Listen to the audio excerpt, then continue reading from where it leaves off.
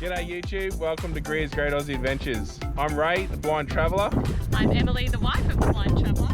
I'm Isabel, the daughter of the blind traveller. We've been travelling Australia since 2018 now. We've recently decided to share our travels with you guys.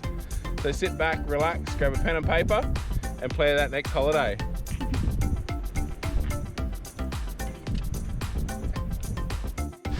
G'day guys, welcome back to another video.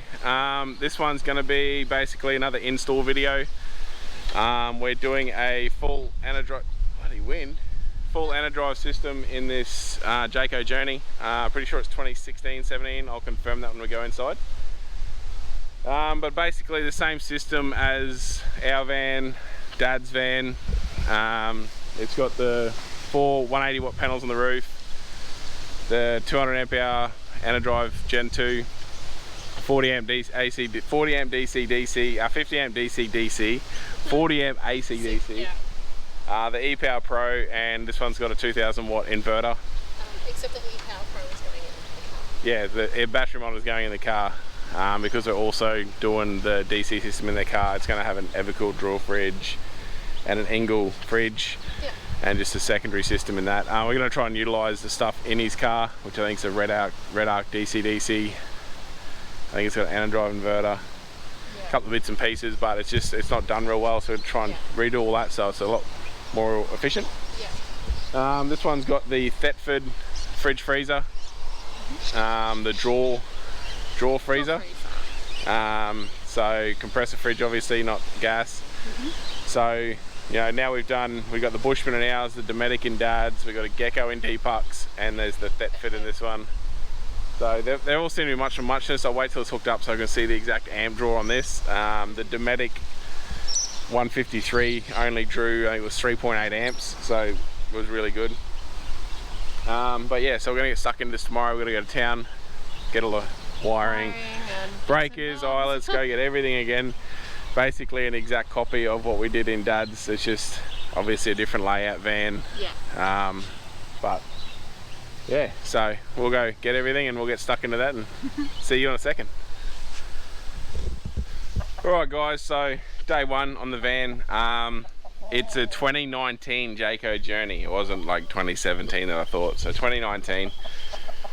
I'll give you a look at what we're doing and then I'll just show you where I'm at now. So basically, before they brought the van to me, they had someone else fit the panels to the roof. So they were done, and they had an AC electrician, so-called, do the stuff at the back of the breaker and everything to put the inverter in line, so the inverter switches over to 240 and everything. But basically we're going to have the 2 chargers in that corner on the walls. Inverter at the bottom here, battery, and then they want enough room here for a diesel heater, and they got a big storage box they want to keep to be able to put in this side here. So basically the ANODrive 2000 watt inverter goes in line with your mains, so the power comes in to the van where you plug it in, then it goes to the inverter. It'll splice off before the inverter to another power point that feeds your battery charger and hot water system, so the inverter's not trying to do that. And then out of the inverter back to the main feed of the van. So in this van here, circuit breakers in the back here, nice and easy to get at. Being Jayco, all the 240 stuff's plug and play. There's no actual wiring involved. He did sort of bugger it up, but we sorted it out. And then the cabling comes across the back here and then down through the bottom of the van. This is where he put it all. I'll show you the problem with that when I get out there. But basically, this was all just exposed. I've put conduit over it and saddled it all down. Just done it a lot more so that way you can't catch it on anything and tear it out. But I'll give you a look outside. So basically running your wiring down through the floor under the van and back up where you want it. Nothing wrong with that, but you have to take the precautions of thinking ahead and just thinking what can happen to that wiring. Now he's gone through the floor, run the wiring along, no conduit. Now you got 240 wiring there, you got solar wiring, you got your fridge wiring, because this was converted, also just been converted to a compressor fridge, so we've got to wire all that in. but it was all just exposed, hanging underneath the van, ready to be torn up. Now most vans have got areas that you can run your wiring. Jayco's, all the cross bearers have got nice big holes in the rails, you can run it all through. This has just been zip tied to the trailer wire, like the trailer light wiring and the electric brake wiring. So it was down at the bottom of the chassis rail, just hanging off all that. So big mistake there. You got a lot of weight hanging on little wires rather than running it up through the chassis where it's meant to be. So first thing I've done today is I've pulled it all back out, as you can see it all here, putting conduit on it all and routing it up where it's meant to be.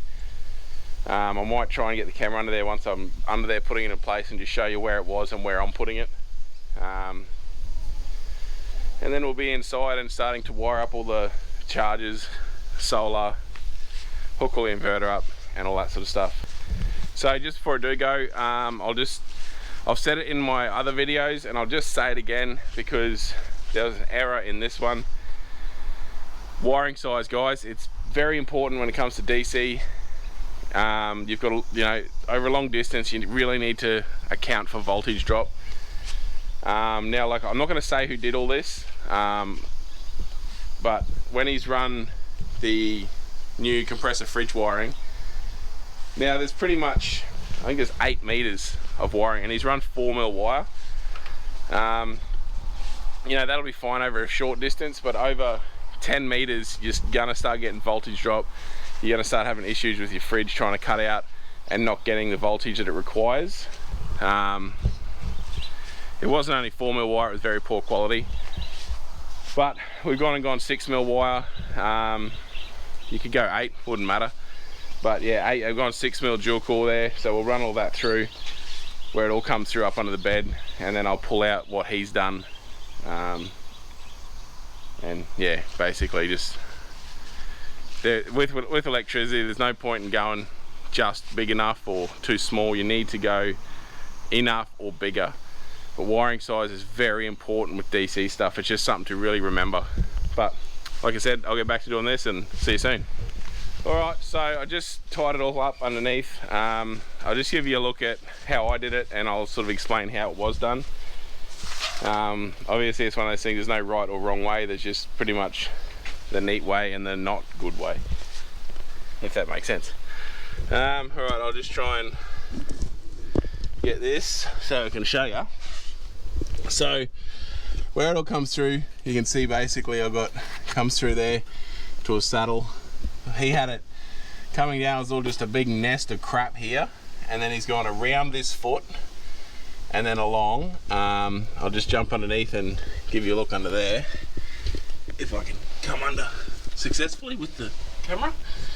And then along this side, this here is your electric brake wiring and rear light wiring and everything. He just had it hanging along that. I wouldn't recommend, if you're going to do something, doing that, considering like on a Jayco you've got all these gaps you can run through, keeping it all up out of the way, nice and safe, rather than hanging down here off these little wires. Just try and turn over. Oh. So I've come underneath here, up across, and running inside. God, I don't know what camera angles you got here, guys. Inside this one, and then it goes through and then follows through each one of those all the way to the front. And then at the front it's on a saddle. Yeah, it goes on the saddle onto the floor and then up through into where the batteries and that are. Basically having this in the back here, any rocks are going to hit the front of that, not the wiring, so it's nice and protected. I'm sorry if the footage is all over the place, there's not much room in there. But it's just, it's well up out of the way. It's not hanging on other little wires, because like, yeah, you don't want to break any of your trailer wiring. And then it's just well up and protected. So I'm going to wash all this grass off me and get all the itchy off, and then we'll get started on the inside, eh? Alright, so we had a bit of a productive day yesterday. We did have to go to town to get a couple little odds and ends that we forgot.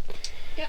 But most of it's in, so we've got the inverter all wired in here.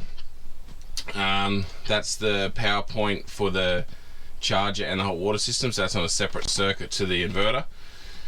And then we got the AC/DC charger, DC/DC charger, the breaker for the DC/DC, the solar and the output, breaker for the AC charger. We've got a 100 amp breaker on the inverter, because basically anything he runs in this van is not going to really go over 100 amps, so I just put 100 amp on it. And then it's got the 250 amp main battery protection fuse. But it's nice and compact in the corner because he wanted to put a diesel heater in a sealed box here. We've got the battery that sits here, you'll see that when we put it in.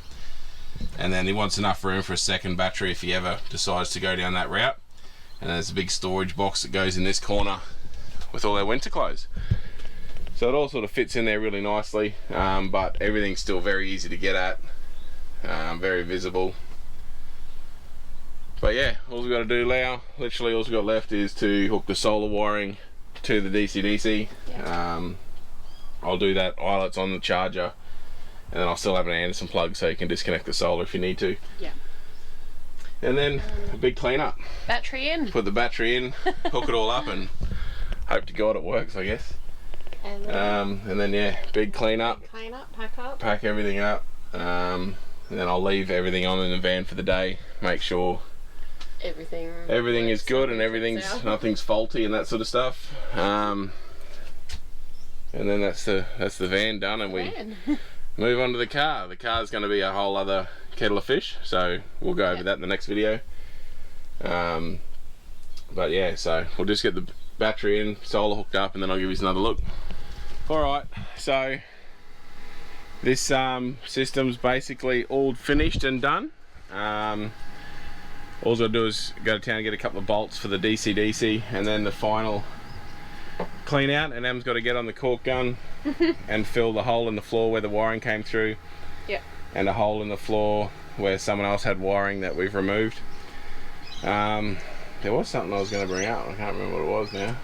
We were going to have a little bit of a chat about the field test we just did with the air conditioning. Oh yeah. So we've seen a million videos on YouTube about people running, you know, how to run your aircon off your batteries and all that sort of stuff, and basically so many people say, oh, I want to run air conditioning off my battery system. Basically you can do it off any battery system as long as you've got a big enough inverter. It's possible. How long for?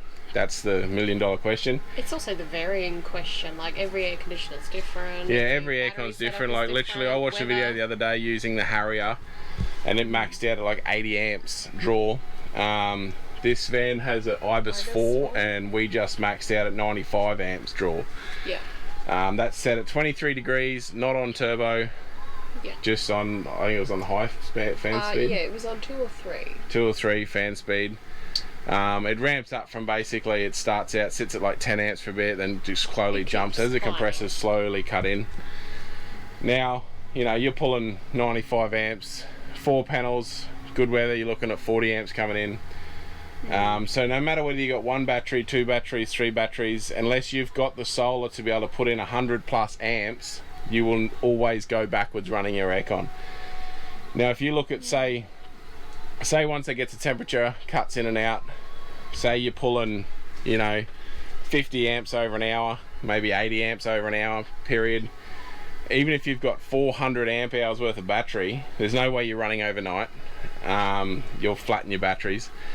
And if you're running it during the day, you need to make sure you're turning that aircon off early enough in the day to rejuvenate some charge to hold you overnight until your solar comes up the next day. Yeah. So one more thing to bear in mind that we're obviously looking at. So with the Energive system, the app shows you what your current pull is. And then we can look at the solar regulator to see exactly what the solar's putting in. Yeah. Look at what's coming out, and you can work out exactly what that aircon's pulling. Yeah. So for anyone that doesn't quite understand that, so we were looking at it, the app said we were pulling 75 and the solar was putting in 20. So you actually have to add those together. So that's pulling 95 to get a amps. Current, to see what it's actually drawing. An actual accurate draw. But so you've got to remember that. It is such a common thing these days, people wanting to run aircons, and you can do it, it's just not practical. You know, middle of the day, pull up for lunch, you know, yeah, you run it for a little bit, but that's about it. The long story short is it's probably not worth flattening your battery and potentially losing your fridge full of goods and not being able to use your light and stuff at night and whatever, just for the sake of being able to run the aircon for a little while. So we plug it all in, everything's obviously working. The Thetford fridge draws about 4 amps. It did drop down to like 3.5, so between 3 and 4 amps depending where it's running at. But yeah, so everything works. I might just run through, because I think there's a lot of confusion when you do the inline inverters, the auto changeover inverters, how they work. So basically, you wire it in so the inverter completes the 240 circuit. So you have your 240 lead outside that plugs in. This one's just out here. 240 lead plugs in, comes up through into the circuit breaker. In this van is in this cup. Oh, not that one. In this one. Circuit breakers in here, so the inlet comes into the breaker. Out of the breaker used to go to the van feed, which you disconnect. So you come out of the breaker to the inverter, then out of the inverter back to the van feed. So when you plug into mains, everything just runs through the inverter, like the inverter's completing the loop. The second you unplug that, you get a seamless transition where it trips over and runs off your batteries. We tested it with the fan here. Yep. And it is literally, you see a split second hesitation on the changeover. And that's it, you're running off your batteries. The main thing you've got to remember when doing this is where you come out of this breaker, you need to run a junction box to 2 other circuits. So you have one circuit, which is your main van, which goes to the inverter. You have another circuit that we have feeding that power point through that breaker, which feeds just your charger and your hot water system, because they're 2 things you don't want to run off your inverter, obviously. So that way, when you're not on mains, everything works by that power point. As soon as you plug into mains, everything including that power point goes live. And like I've said before, everything's on breakers, everything's on fuses. I've added, just down the back there now, you can't see it. I've actually added a 50 amp manual breaker before the J box, so that, because the only way you isolate these is a 12 volt isolator switch. So even when you turn the van off, that J box still has current going to it. So I'll put a 50 amp breaker there, that way you can 40 amp breaker there, that way you can flick that breaker off and the whole van is 100% dead. There's not power going anywhere past that battery. Yeah. I think that sort of sums everything up. And like I said, I've put over beside the charger there, you can see an Anderson plug. Yeah. So that Anderson plug is for the solar. So that way, if anyone ever has to, change the charger due to a fault, change a breaker or anything, when you take those eyelets off, you can unplug that Anderson plug and that whole lot's dead. There's no 20 volt wiring. Yeah, you don't have to worry about trying to insulate stuff sitting there. And the main thing when you're doing wiring is don't think about how you're doing it now. Think about if someone has to work on it in the future as well. Or if you have to work on it. Or if you have to do it. Making your own life easy. There is a lot of easy ways of doing it, but it makes it very hard down the track. And there's also pretty ways of doing it that make it very hard down the track. Yeah. But basically, like this sort of style, everything is visible, everything is traceable, and everything is very practical to work on. Easy to access. It basically makes it foolproof, really. So anyone can get in here, and like same I've said before, keep everything color coded, red and black, guys, red and black, red and black. Don't use black wiring and think, oh, I'll know in the future. Just keep it. Anyone can look in here, see where your positives are, see where your negatives are, trace anything. It's all very simple. But yeah, so I think that's everything done. We just got some holes to silicon up. Yeah. Bit of cleaning all the little bits of wiring out and all that sort of stuff. But yeah, so everything's working. I won't end the video just yet. When we clean out, we might end up doing a bit of a live feed on power draw through the microwave, the aircon, that sort of stuff, just to show you, without us being a salesman for a friggin' shop trying to sell you a system, just to show you what really they pull in the real life scenario. So it'd be interesting. We can actually flick the solar off, that way there's no solar coming in, and show a real live feed. So I might get cleaned up and then I'll give you a look at that. Just before we do the live feed on all your current draws, I just want to go over a bit of cost, what it all costed, that sort of stuff. It is a commonly asked question. This kit is from, I forget where we got this one from. It was from a place in Townsville. Positive Batteries, I think it was. But everywhere does them. Basically, it's the 200 amp hour BTEC G2 lithium, the 40 AC DC and the 40 plus DC DC, the ePower Pro battery monitor, which is going in his car, and the 2000 watt pure sine, actually the true sine inverter. That's the kit, and I think he got the kit for 5,800. And then basically exactly the same as the Jayco Journey I did, Discovery I did a couple of weeks ago. All the miscellaneous stuff, circuit breakers, eyelets, heat shrink, wiring, bloody, you know, all of that sort of stuff, saddles, conduit, all come to about 500 bucks. So exactly the same. So that's basically a round figure for pretty well any sort of dual battery system you do is going to be around that $500 mark for all your consumables. So, you know, they're not, we have read numerous things where people are paying $15,000 and all this to get this kit installed. It's outrageous. I can't justify what people are charging to do it. Basically, you know, so what, 68, so say six and a half grand, that's all the wiring, everything for this kit. So anything above that is basically labor. But yeah, so alright, we'll get into the live feed on all the current draw of the aircon and microwave, just to give you an actual look at it. But we'll go over and get the aircon on. Alright guys, so the van's pretty well all done. I'm just going to take you through just a really quick overview on live feed on amps with just the microwave and the air conditioner. It's a really commonly asked question, so I just sort of give you a look before we end it. I'm just going to flick the aircon on now.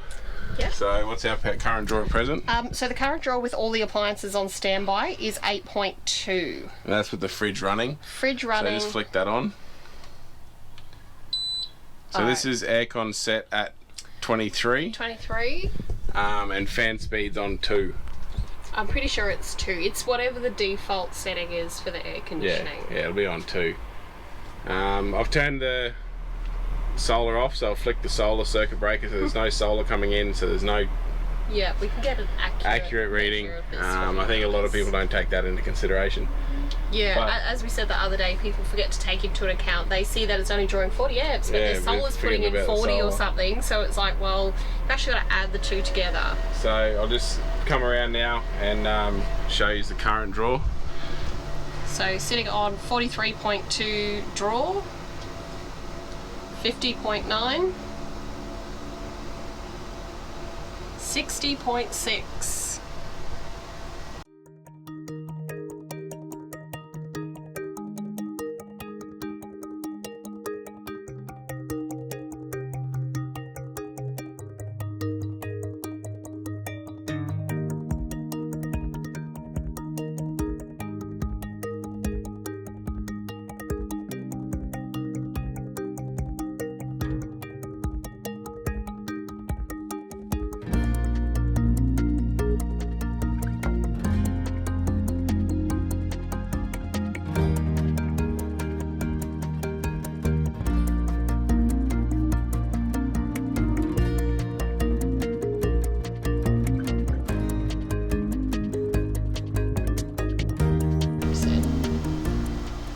We're up to 73.8, 80.5.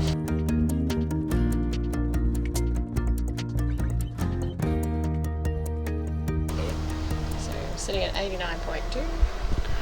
So as you can see there, that's the aircon now fully up and running. We can hear it fire up the 2 stages usually they take, so we're sitting on about 90 amps. Yep, a draw of just under 80, 89.6. So 90 amps basically. Like I said, that's no solar coming in, so good weather your solar's going to be putting in 40, but so you're always going backwards anyway. But like I said, you know, you'll be able to pull up and just turn it off. Be able to pull up and you know, turn it on for lunch and that kind of thing and not stress about it. But obviously, yeah, they are a massive draw. A lot of people say, oh, they only pull like 20 amps and this sort of stuff, but we just wanted to show you there live, you could see the amps slowly climb up to that 90 odd amps. Yeah. Obviously different air conditioners pull different amounts, different inverters have different efficiency ratings, so you're going to pull a different amount of power. Yeah.